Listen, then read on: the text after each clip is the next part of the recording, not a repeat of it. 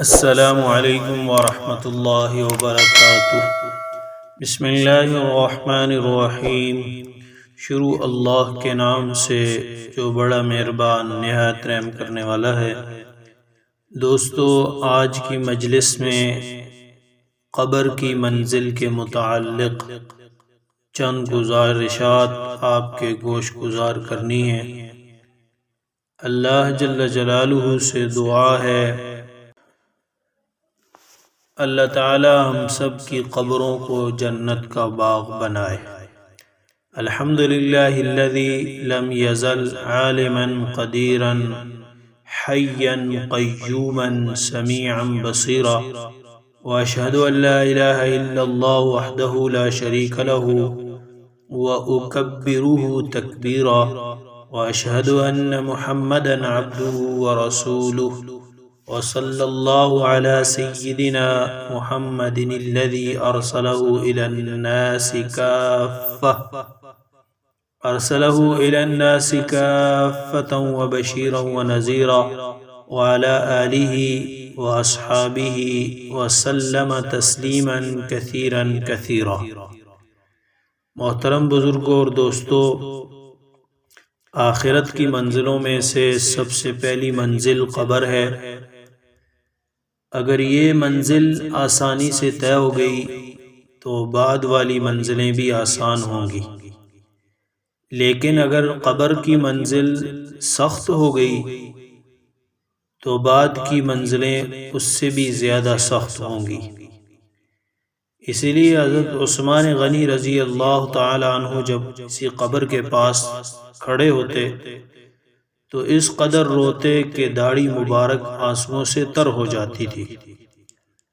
لوگوں نے ان سے کہا کہ آپ کے سامنے جنت اور دوزخ کے تذکرے ہوتے ہیں، آپ جنت اور دوزخ کے تذکروں سے اس قدر نہیں روتے جتنا قبر کو دیکھ کر روتے ہیں۔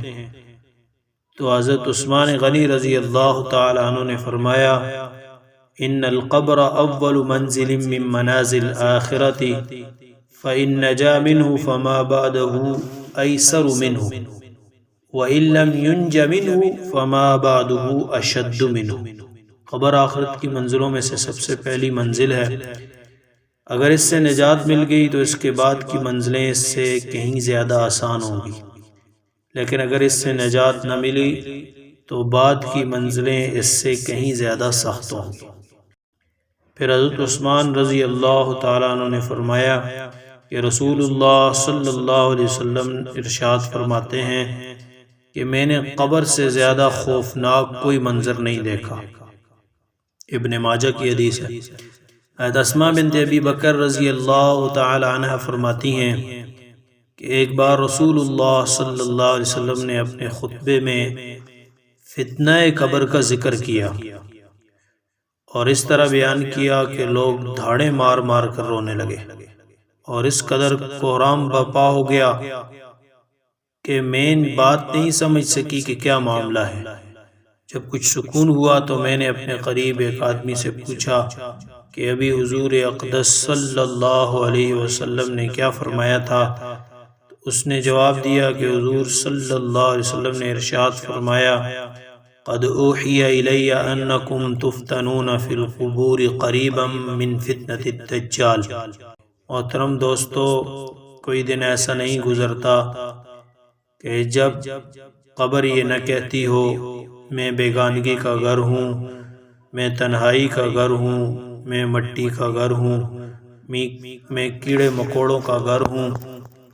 جب بندہ مومن دفن کیا جاتا ہے تو قبر اس سے کہتی ہے تیرا آنا مبارک ہو، میری پشت پر جتنے لوگ بھی چلتے تھے ان سب میں تو مجھے محبوب تھا، اب جب کہ تو میرے پاس آیا ہے تو اپنے ساتھ میرا معاملہ دیکھ لے گا کہ میں تیرے ساتھ کتنا اچھا سلوک کرتی ہوں۔ اس کے بعد قبر حد نگاہ تک کشادہ ہو جاتی ہے اور جنت کا دروازہ کھول دیا جاتا ہے، لیکن جب کوئی فاسق و فاجر یا کافر بندہ قبر میں دفن کیا جاتا ہے تو قبر اس سے کہتی ہے تیرا آنا نامبارک ہے، جو لوگ میری پشت پر چلتے تھے ان میں تو سب سے زیادہ میرے نزدیک مبغوض تھا۔ آج جب تو میرے حوالے ہوا ہے تو میرے سلوک کو بھی دیکھے گا۔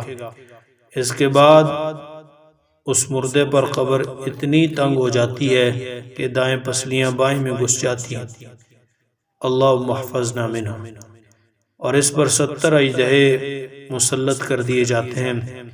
اگر ایک اژدہا بھی اس کو ڈنگ مارے یا 70 ہاتھ مردہ زمین میں دھس جاتا ہے۔ اور رسول اللہ صلی اللہ علیہ وسلم فرماتے ہیں کہ یتبع المیت ثلاثۃ فیرجع اثنان ویبقى معه واحد، کہ 3 چیزیں میت کے پیچھے جاتی ہیں، ان میں سے 2 واپس آ جاتی ہیں اور ایک اس کے ساتھ رہ جاتی ہے۔ ایک اس کے پیچھے اس کے رشتہ دار، اس کا مال اور اس کا عمل جاتا ہے۔ رشتہ دار اور مال واپس آ جاتے ہیں اور عمل ساتھ رہ جاتا ہے۔ تو میرے عزیز بھائی اور دوستو، سوچنے کا مقام ہے کہ وہ عمل جو قبر کی گھٹن مراحل میں کام آنے والا ہے، وہ ہمارے پاس کتنا ہے؟ جو قبر کا توشہ ہے، آخرت کا توشہ ہے، وہ ہم نے کتنا جمع کر کے رکھا ہوا ہے؟ اور اگر ہمارے پاس نہیں تو یہ لمحہ فکر ہے کہ ہم اس منزل تک پہنچنے سے پہلے اس کا توشہ تیار کریں۔ اللہ جل جلالہ سے دعا ہے اللہ پاک ہم سب کو قبر و آخرت کی تیاری کی توفیق عطا فرمائے۔ وما علینا الا البلاغ۔